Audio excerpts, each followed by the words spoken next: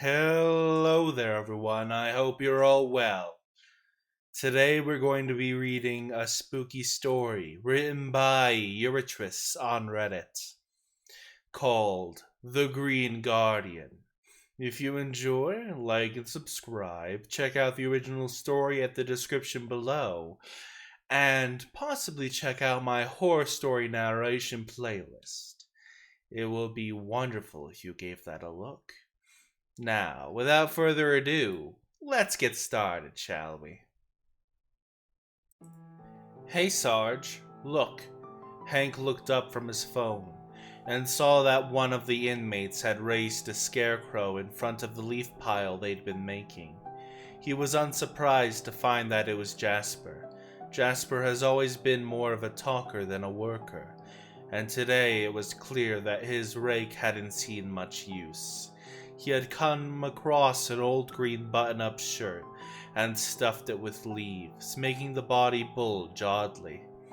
He put a sack head on top to complete the ugly golem, and drawn a crude scarecrow face on the front. The whole works had been stuck on top of a broken rake handle and stuck in the ground before the ever-growing leaf pile. It hung there like a silent guardian as the inmates raked their piles closer and closer to the growing mound. Hank wanted to be angry with Jasper, but honestly, this was a great idea. Well, look at that, Jasper. You made us a little mascot. I didn't make him, Sarge. He told me how to put him together. His name is Grun. He tell you that too? Hank asked, beginning to get a little tired of this game already. Jasper nodded. Whispered it to me when I found his head in the ditch. Hank sighed before telling Jasper to get back to work and return to the bus. As he slid into the cabin of the van, he picked up the dummy phone and texted Al the location. Look for the scarecrow of the sack head, he typed. And when Al or whoever was manning the phone sent back a string of question marks, Hank elaborated. One of the inmates made a scarecrow, you can't miss it. As Al sent back a thumbs up, Hank sat back in his chair and reflected that this was the easiest job he'd ever had. Hank had worked for the Department of Corrections for the past 5 years, but he only had been a sergeant for the road crew for about 4 months. The job wasn't particularly hard, and Hank mostly found himself sitting in the cab of his work van and watching Netflix. He would count inmates or inspect the job site every now and again, but the job was mostly sedentary. The reputation he had built for himself as a badass on the compound meant that none of these guys really messed with him, but that wasn't too surprising. The guys they sent to the work squad were short-timers, guys with a few years left, and you didn't usually get hard cases or mushy brains out here on the road. So far, Hank had only had to point his gun at one person, and the sight of that gleaming black barrel had taken all the fight right out of him. It had all been pretty boring until Al had come along. Al found him drinking alone in a local dive bar, and Hank had marked him as trouble from the second he'd caught him sneaking peeks at him. It was something about working behind the fence. You gain the ability to judge someone at a glance, what they wanted and what they were capable of, and Hank had mistrusted Al from the get-go. Al had only come to sit next to him and offered to buy him a drink, which Hank had declined. He told him thanks, but that he wasn't into men, and Al laughed before asking if he was into money. Hank started to get mad, but Al told him he had a different sort of offer for him. He bought him another round and asked if he would talk it over. Hank had leaned back, taking a sip from his fresh bottle of PBR as he invited Al to proceed. Hank had his beer, he might as well listen. Al's request was simple. Al, or more likely the people Al worked for, wanted to use their leaves. That was all. I've seen your boys out there working, and I know how big your piles of leaves are at the end of the day. All I'm asking is you let me use your leaf pile to store some things discreetly." "I dunno," Hank said. "Guys in the department that try to diversify their income tend to end up wearing blues themselves." "How much do you make a day sitting in your van and watching these fellows work?" Al asked, getting right to the point. Hank thought about it. 400, he said, hoping he sounded confident. It was a lie, but not a big one. "How would you like to make twice that?" Al asked, smiling his shark's grin. Hank waffled as he thought about it, knowing he should say no. It was a bad idea to mix business with financial stability, but Hank was in a little bit of credit card debt and needed a way out. It was stupid. A surefire way to get himself thrown in prison. But as he reached over to shake Al's hand, it just felt so right. And that was how Hank had begun his employment with the less than reputable elements of the city. The setup was easy. The inmates raked up the leaves along the highway. They piled them up, adding to the pile daily. And at the end of the month, they burned the leaves and started again the next month. At night, Hank's newfound benefactors would dump something into one of those piles of leaves. Something that Hank didn't need to know about, honestly. At the end of the month, Hank and his crew would burn the something along with the leaves, and then next month, they would do it all over again. Every day that Hank continued to not know about this something in the leaf pile, he netted a cool $400 in his account. It was almost too good to be true, and was great until the damned scarecrow went up. 2 days after the horrid guardian had been erected, Hank started to feel like something wasn't right. He would find himself sitting in the cab of his bus, watching Netflix or something on his phone, when he suddenly felt like he was being watched. He'd look up and count the inmates, coming up with 20 men, all at work, or at least not staring right at him. More often than not, it was the scarecrow. Hank would find looking at him, giving him the creeps. It always seemed to have turned on its post, and its grease-paint eyes were always just glaring at him, judging him. Hank would always turn back to his screen and try to ignore it, but it gave him the willies to be sure. By the end of the first week, he had made 2,000 bones for doing nothing more than not reporting something, and he was feeling pretty good about the setup. His creditors were satisfied with the money Hank had been giving them, and Hank had sliced up a few of the cards that had got him into the situation he was in. He didn't need the credit anymore now that he was making the kind of money that Al was providing, and it made him feel pretty good. Despite this, he always felt a little guilty about double-dipping. Hank tried to justify it to himself, making excuses that all seemed to ring hollow. Al and his friends were only doing what they were doing as the one location, after all. It wasn't like they were using every location Hank had been to. He was free and clear anyway. All he had to say was that he had no idea or what was going on, and divert attention away from himself. Hell, whatever they were doing at the site of this was none of his business anyway, right? Despite his reasoning, site number 8 became one of his least favorite stops of the day. With 12 steps, he always spent about 30 minutes to an hour at each of the inmates. They would clean up the trash and rake up the leaves, from 6 a.m. to 4 p.m. each day. Hank and the guys went from site to site, doing the same thing they did as the day before. The guys had been doing this long enough that most of them could have a site cleaned up in about 20 minutes. But Site 8 was becoming the exception to the rule. Site 8 became a daily chore that Hank wished he could skip. If Hank had been superstitious, he would have said the site was haunted. It had always taken about 15 to 20 minutes to clean this site in the past, but now it was taking right up to an hour every day. It seemed to correlate with Jasper making that damn scarecrow.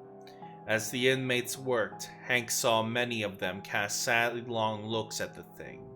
On more than one occasion, he saw them stop what they were doing entirely and just look at the Scarecrow with rising levels of anger, as though it were talking to them, and whatever it was saying, they didn't like it. More than one of them took a step towards it before Jasper would run over and say something to soothe them. They would always go back to work, but Hank was sure that one day they would hear something that would send the Scarecrow sailing straight to the pile too.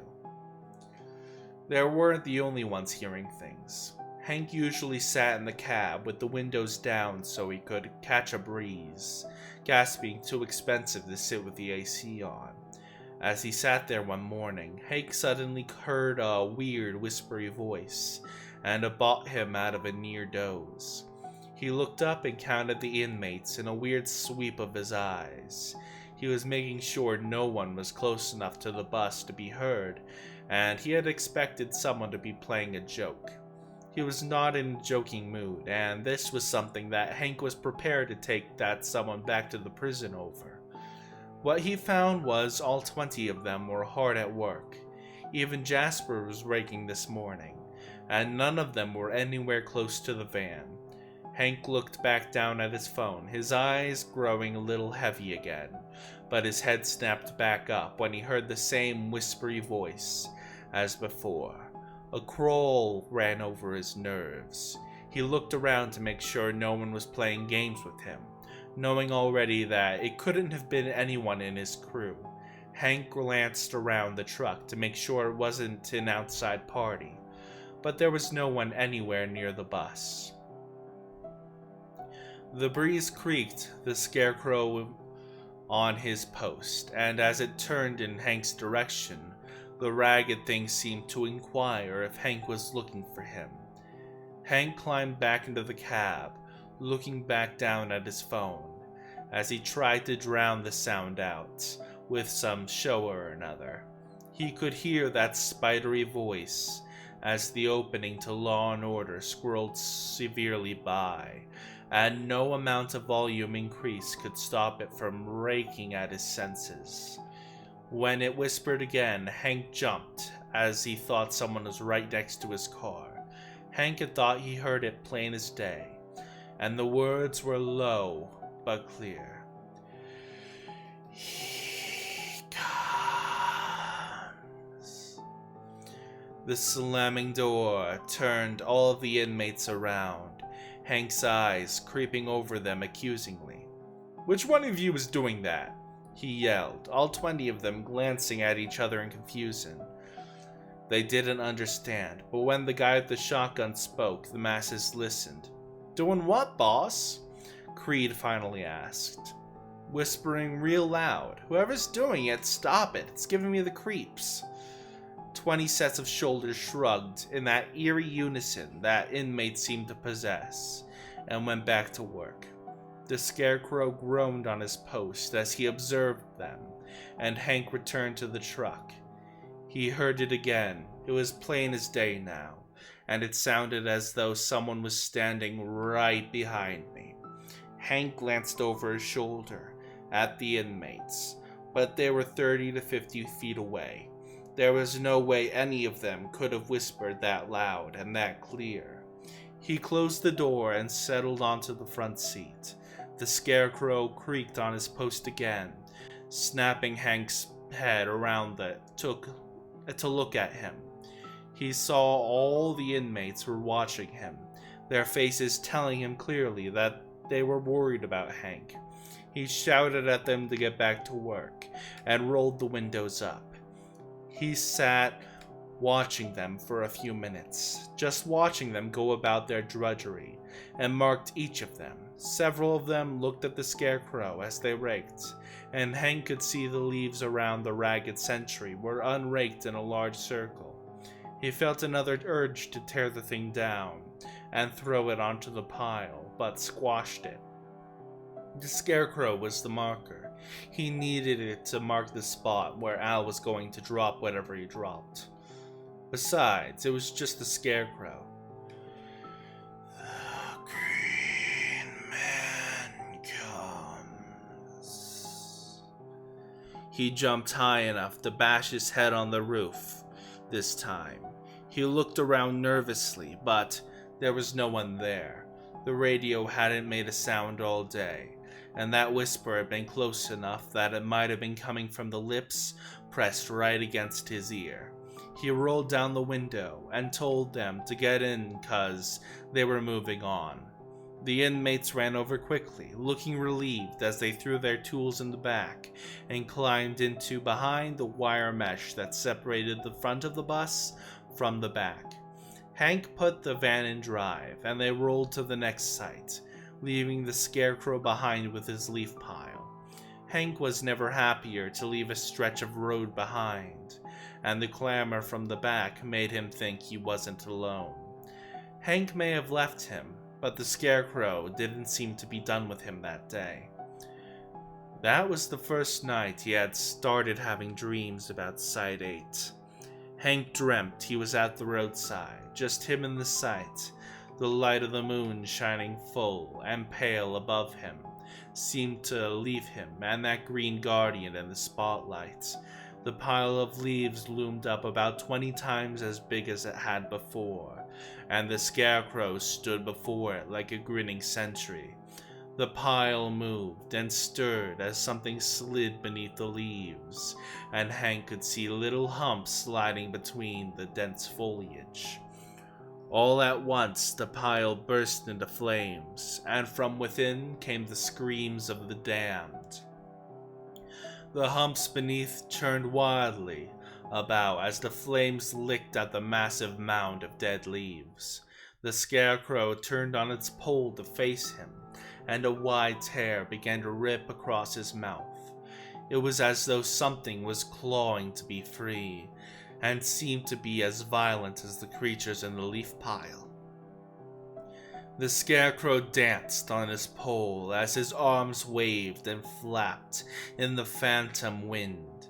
As the fire blacklit the Scarecrow, his mouth came open, and he spread that dark pit that was fit only for terrible things. He comes,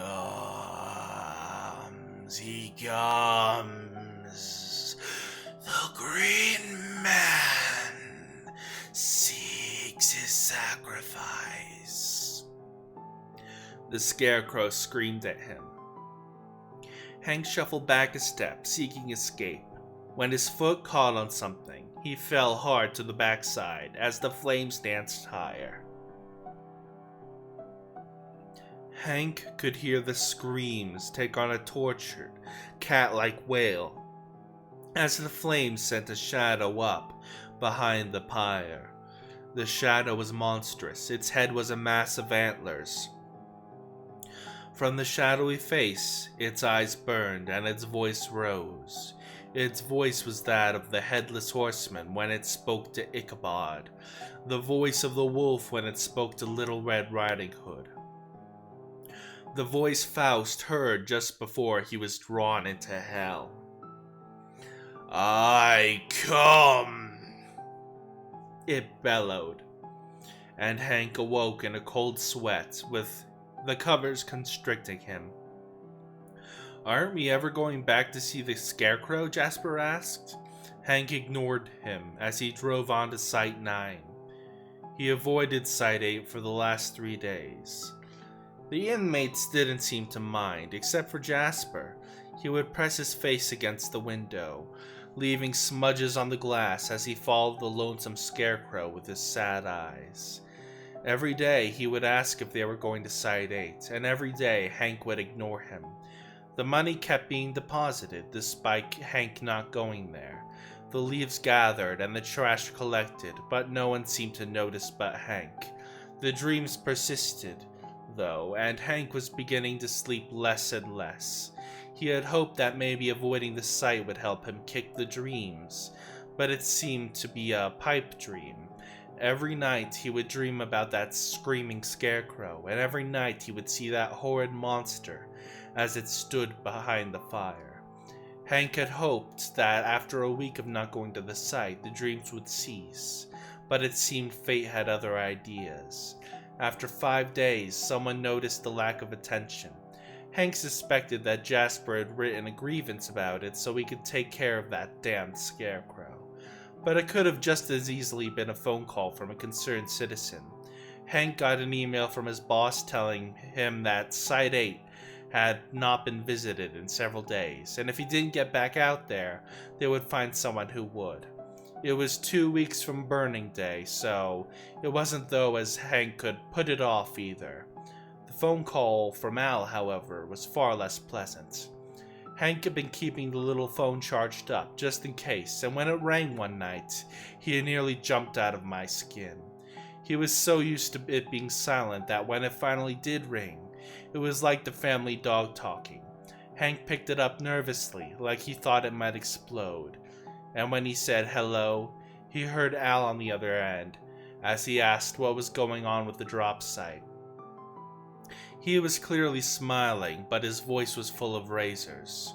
"We've paid you a lot of money, buddy, and if you haven't been maintaining this site, a messy site draws attention, and attention is the last thing we want. Understand?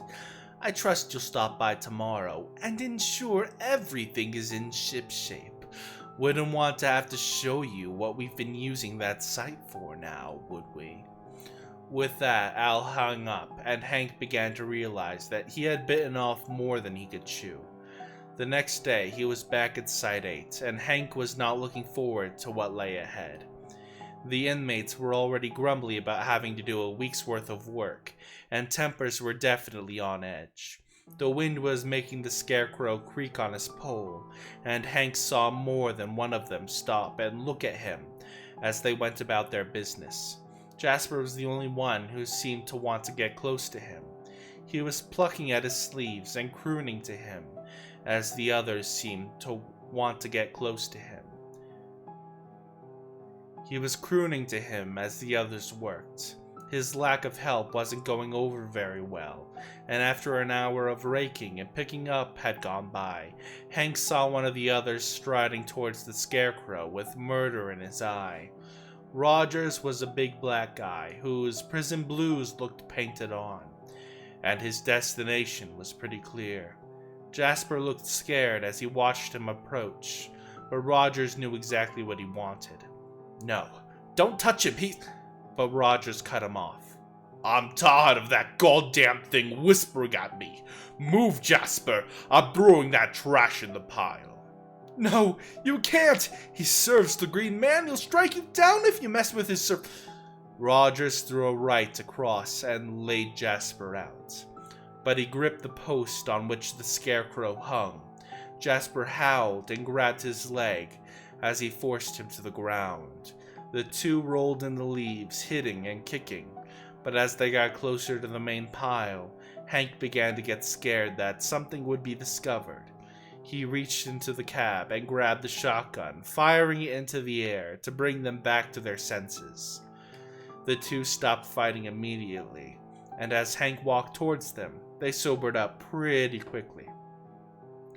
"That's enough. That's the last straw. Everyone get back in this bus now!" As they shuffled towards the van, Hank did what he should have done weeks ago. He picked up the scarecrow and threw him into the pile. Jasper cried out harshly from the van, and the other inmates restrained him as he tried to rush Hank and get himself good and hurt. The scarecrow landed post down, and when he did, Hank heard the sharp end stick into something meaty. It was a big pile. There was no way he should have been able to hit more than leaves. As a red splatter crept up the post, Hank knew what was being dumped here. When Hank picked up the shotgun and walked back to the bus, Jasper was laughing from the far back of the van. The others were giving him a wide berth, and Hank couldn't blame them. Hank tried to tune him out, but it was almost impossible, as Jasper kept giggling and gibbering from the back of the van. "His sacrifices lay below the surface. The Green Man will have his treats this year." Jasper giggled all the way to the next site, and Hank let him stay on the bus for the rest of the day. That night, the scarecrow was back, at his appointed place in Hank's dream. This time, when the fire was lit and the shadow was cast, Hank could see the caster of it. He was tall, dressed in armor, and his head was christened with a rack of magnificent antlers. He noticed Hank noticing him, and Hank shuddered as his regard fell on him. The creature came forward, and Hank could hear the scrape of a jagged something as it rasped on the ground behind him. It came towards him, raising a massive axe, and just as he loomed over the terrified Hank, ready to bring it down, he woke up. The scarecrow was back where it had been the next day, the pole still rusty red where it had pierced something in the pile. And Jasper was pleased, stroking the scarecrow and singing to him. But the other inmates seemed as uneasy as Hank was. Who had put it back? Why had they put it back? The more he looked at it, the more Hank thought that it had put itself back. It had gone right back into the hole it had come from. And the more he thought about it, the more Hank thought about the dream he would inevitably have again that night. On that, he was right, but when he woke from the dream later that night, he didn't wake up in his bed. When Hank woke up, he was first aware of the cold on his naked chest. His pajama pants were wet, the cuffs clinging to him, and his legs damp on the back from lying on the ground. He was lying on a bed of leaves, and an old newspaper under his head. And when he looked up, he felt his heart skip a beat as he jittered backwards on his hands and sore feet. Hank was on the side of the road with the scarecrow looming over him. He half expected the pile to catch fire and the horned thing to loom over him once more. But when no such combustion occurred, Hank walked home in a daze. It was a long walk, made all the longer by his hurting legs and bleeding feet. It appeared he had walked 8 miles from his home to here, and his feet had suffered the brunt of the excursion. He had gotten back to bed just as the sky started to pinken, and 10 minutes later his alarm blared to life. Hank growled as he slapped it off. Today was not going to be an improvement over the day before. Hank was a zombie at work, and he caught himself napping in the driver's seat more than once. Rogers had commented that he looked like shit when he'd driven up to collect them this morning, and Hank said that with the black eye he was sporting, he must be an expert. Hank didn't notice till they got to the first stop of the day that Jasper wasn't there, and when he asked Rogers where he was, the big man scoffed.